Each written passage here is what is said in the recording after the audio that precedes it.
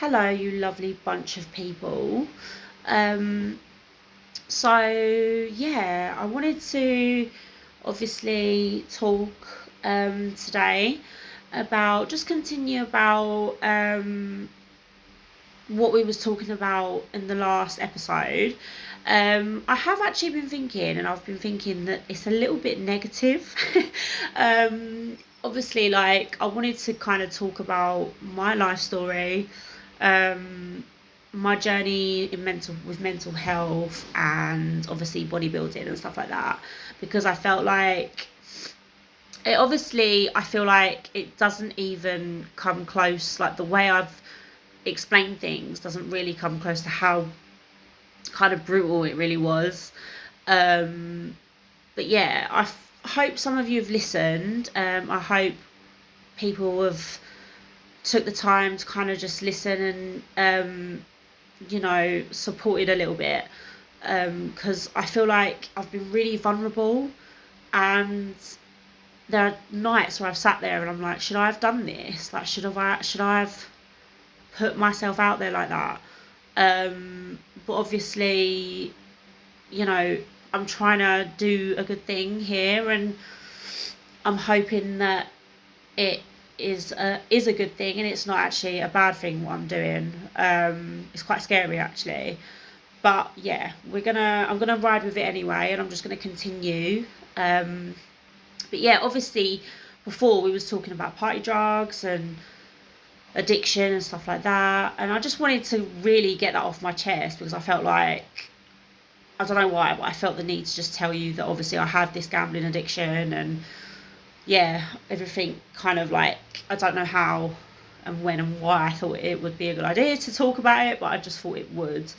But it's just kind of just to show you that, everybody goes through stuff.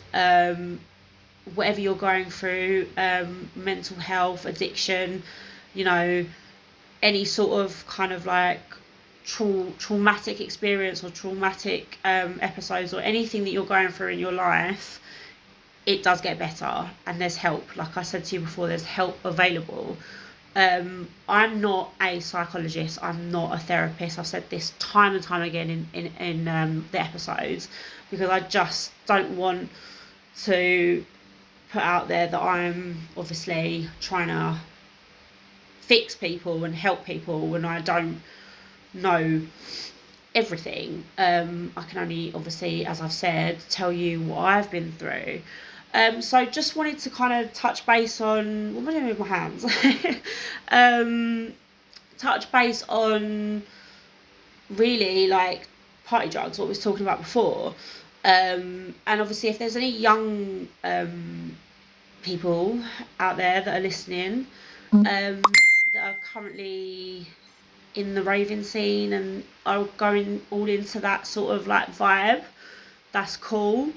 But just don't be silly. Like, just be careful. Like, that's my advice. Like, I was silly. I went to IB for 1 year, and literally, like, I did a load of party drugs out there. I did MDMA and messed about, and yeah, like, thought it was big and clever, to do some really kind of like hardcore party drugs, on the beach 1 year, and it kind of knocked me for 6. I couldn't walk, you know, I couldn't hold myself together. I had about 4 people holding me up, and it was like,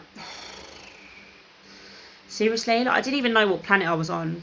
Like, so yeah. And then I came back from my BFAR, and I went to Fabric in London, which obviously was a big kind of like, that's where everyone was going at the time, when I was about in my 20s.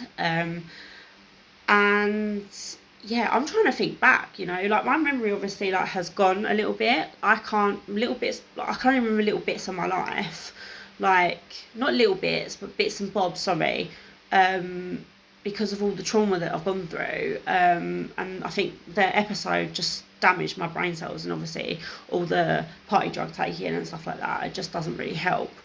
But yeah, I am proof that you do not touch. Yeah, just try and stay away from any party drugs. Like, that's my advice.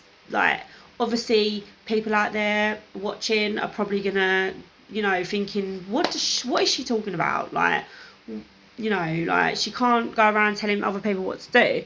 I'm not telling any other sorry, I'm not telling people what to do. I'm just trying to advise, it's not the best route to go down.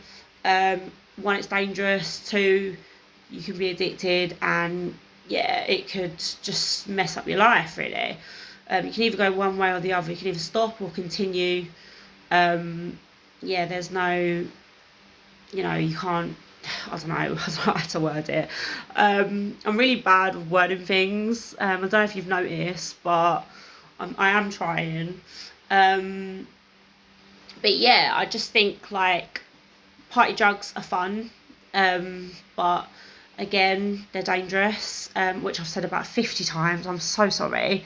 Um, but yeah, as I was saying, sorry, I do this all the time. I'm sorry, I don't know if you're aware. I say one thing and then I'm going off topic, then I go back to what I was saying, which is why I think I might have ADHD as well. I don't know.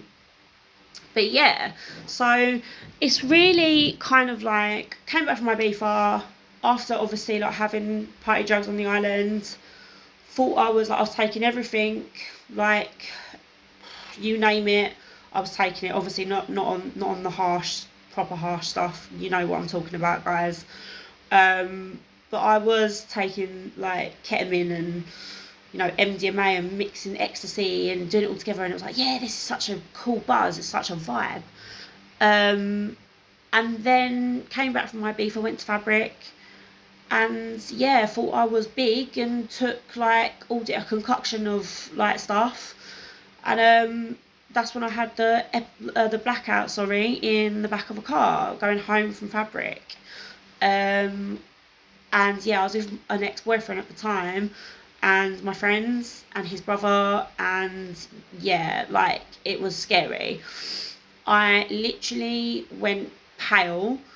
I just felt like it was something wasn't right. It wasn't like I was just gonna black out. Thought I was gonna die. Told myself I was gonna die. Talked myself into it, and this is actually how my panic attack started happening.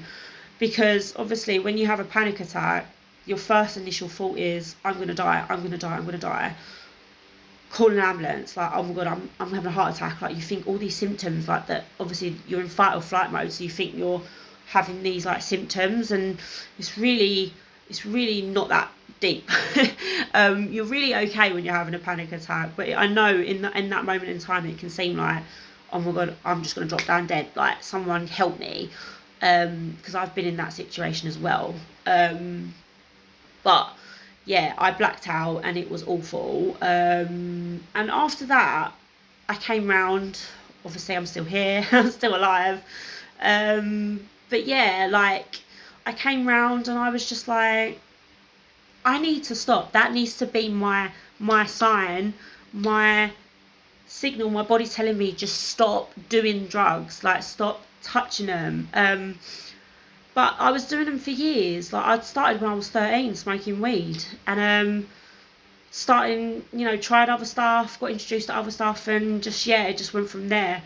But I was just thinking I was on top of the world all the time, and honestly, like, it does make you feel like that. But you have to deal with the come down, the aftermath, and all the other shit, and that's when it leads to depression, and your mental health is just like deteriorating, and yeah, like, and then you go round in the cycle, you go back out and you do it again, and you got to come down again, and then your chemical imbalance in the brain is all over the place. So yeah, but again, I'm off. I know these podcasts aren't very long, but yeah, I just want to, I'm going to try and do them a bit longer next time, because I want to have a bit more of a chat with you guys. But hope you enjoyed this episode, and can't wait to chat to you all again soon. Take care and see you later, and have a great week. Love you all.